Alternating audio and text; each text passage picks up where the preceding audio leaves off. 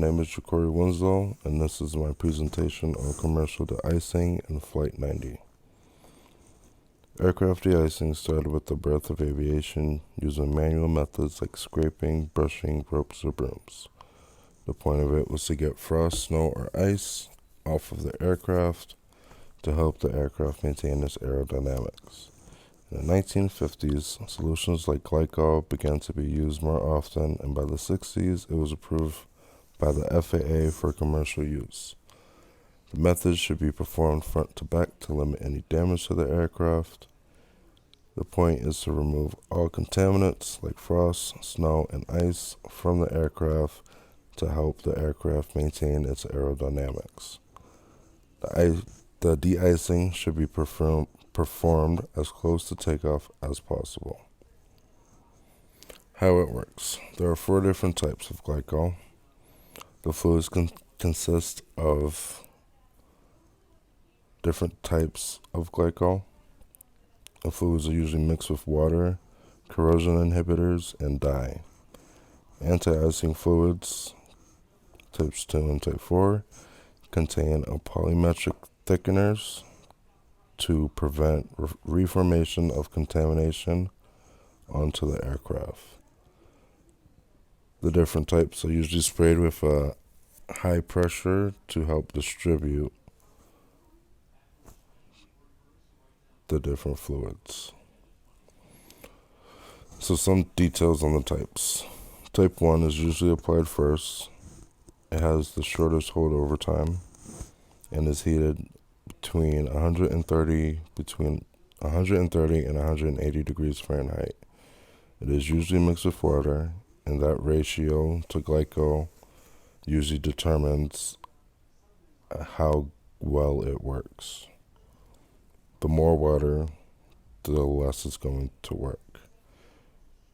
It is usually orange in color.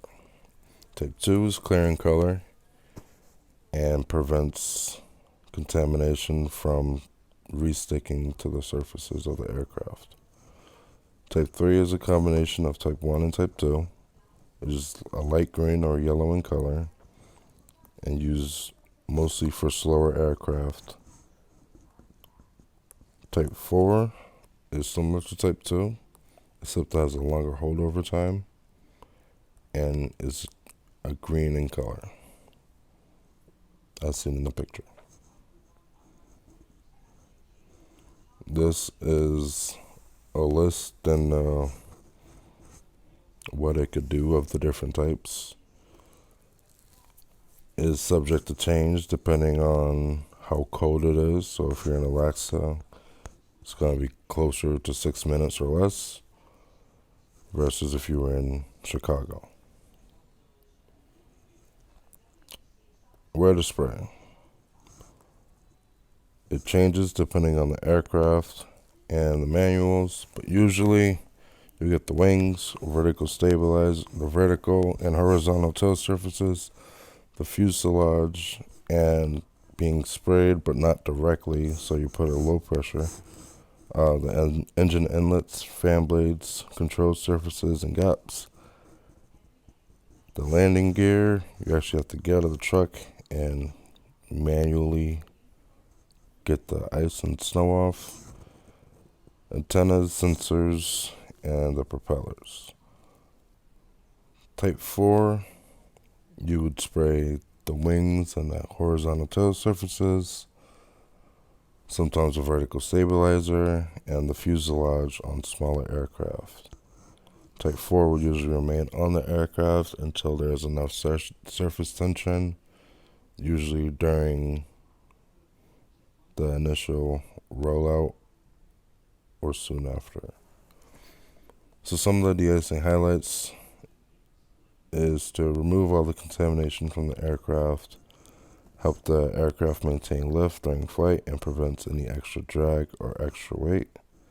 If done incorrectly, so you taxi out, you see that there's some snow on one of your wings, you come back, and the process would have to start from the beginning with type 1,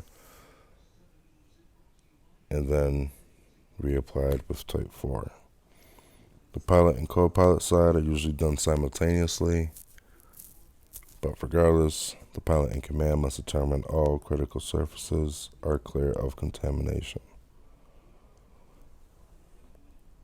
So the de-icing of the Air Florida Flight 90, it was a B-737, and this occurred in January 1982. It was departing Washington to Fort Lauderdale. The aircraft was delayed hour 45 minutes due to heavy snow, and the airport was closed for most of that time. It took about 50 minutes after it was de-iced for the plane to actually take off. By then, the snow had already restuck to the wings. The plane went down, crashed to a bridge, and killed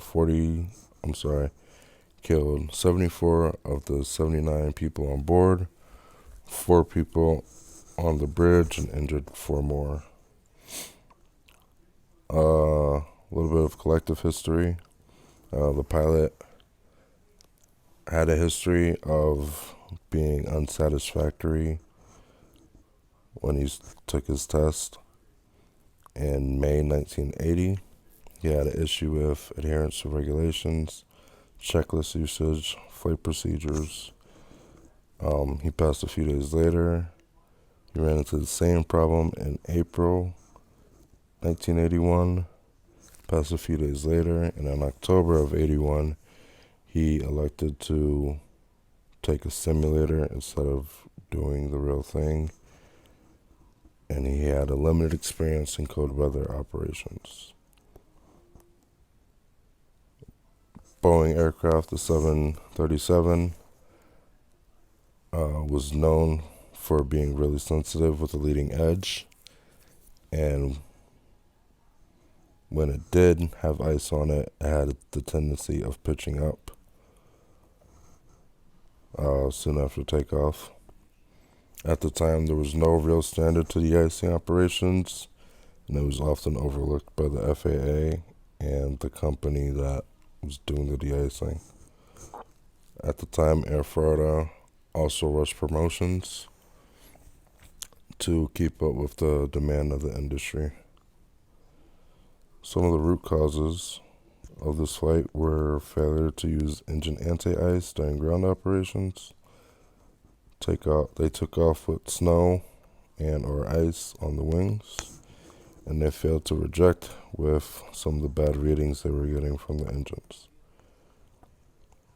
Some of the active causes were prolonged ground delays, so 50 minutes between de-icing and being allowed to take off. And both the pilot and the first officer had limited experience in cold weather operations. Between the two of them, they had over 3,000 hours of flying and only 10 landings or departures in cold weather operations. The Swiss cheese model,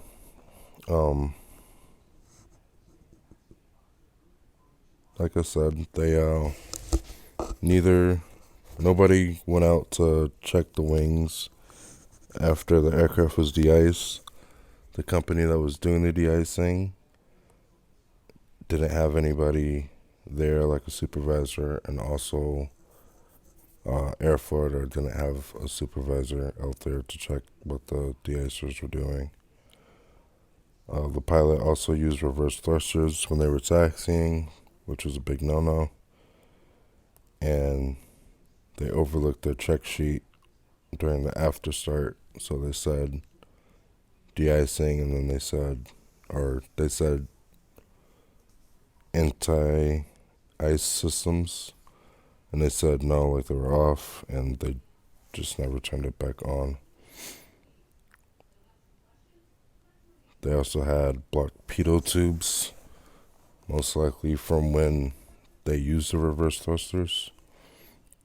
They had inadequate spacing between the taxiing aircraft, so once they got on the taxiway, they got close behind another aircraft to try to get some of the snow and stuff off, but they just ended up most likely creating more ice to stick to that leading edge.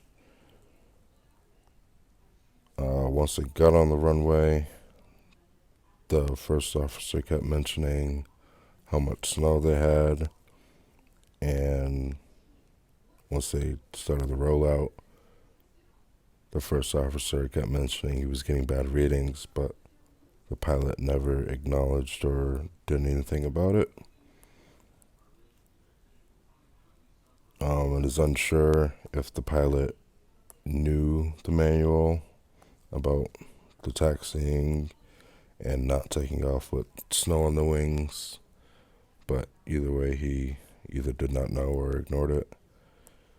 And they were also found out that they were getting inconsistent deicing procedures.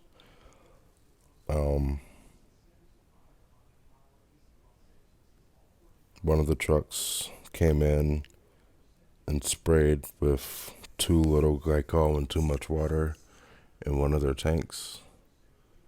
And then another truck came, and that one was spraying pure water, heated water. The aircraft was also not configured properly to Air Florida's standards. So some of the recommendations after the crash happened: immediately notify air carrier operators of potential hazards, especially when it comes to engine inlet pressure. Provide flight crews with information on spotting hazards. Flight crew to inspect the wing surfaces before takeoff or after 20 minutes after being de-iced. Immediately issue a general notice to tower and ground personnel if long delays or close proximity operations occur. So no taxiing close to each other. They actually said you should be further apart. They also recognized that 20 minutes was too long in some cases, and to reference the operations manual. And they also wanted more uniformity and enforcement regarding the de-icing procedures. So in 2011, there was a study done. They took 2,000 flights, and of those 2,000 flights, they used 550 of those and found three major things with them: failure to operate ice protection systems in flight, failure to ensure all contaminations from critical surfaces were removed, and they also found inconsistency, uniformity, or omission and event documentation, which made the analysis of this pretty hard for them to do. But they found that freezing rain had accounted for 30% of in-flight icing events, and they really wanted to put an emphasis on training and procedures, especially since ice had the most significant role in the lift versus drag ratio and would affect the stall and power loading.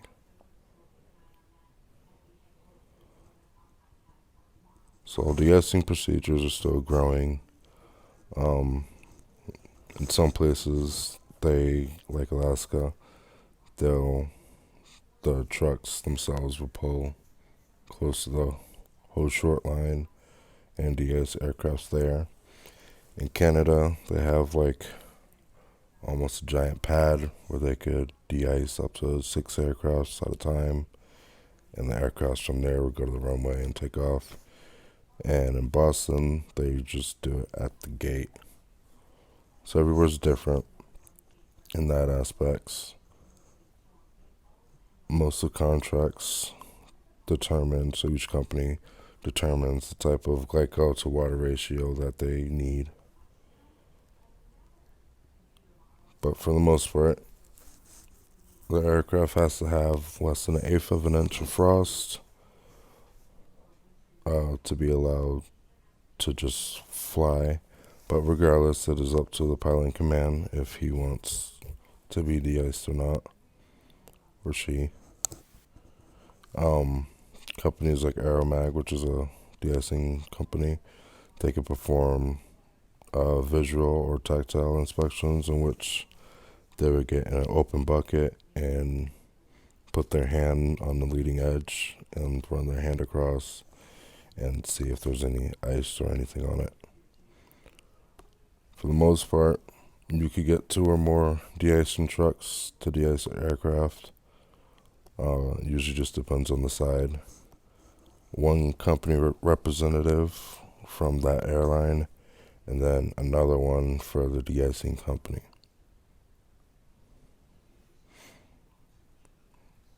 Overall, there are some safety rules of the trucks and personnel. The trucks get daily inspections.